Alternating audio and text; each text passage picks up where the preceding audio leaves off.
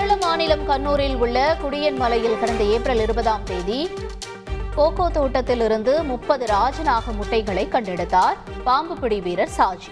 அதனை தனது வீட்டு மீன் தொட்டியில் வைத்து பாதுகாத்து வந்த நிலையில் தற்பொழுது 16 குட்டி ராஜநாகம் வெளியே வந்துள்ளது. மீதமுள்ள 14 முட்டைகளும் ஓரிரு நாட்களில் குஞ்சு பொரிக்கக்கூடும் என்றும் தெரிவிக்கப்பட்டுள்ளது. விருதுநகர் மாவட்டம் ஸ்ரீவில்லிபுத்தூரில் உணவு பாதுகாப்பு அலுவலர் மீது குருசாமி என்பவர் லஞ்ச ஒழிப்பு போலீசாரிடம் புகார் அளித்துள்ளார். நகராட்சி அலுவலகத்தில் உணவு பாதுகாப்பு அலுவலராக உள்ள சந்திரசேகரன் என்பவர் உணவு பாதுகாப்பு சான்றிதழ் வழங்க லஞ்சம் கேட்டதாக தெரிவித்துள்ளார்.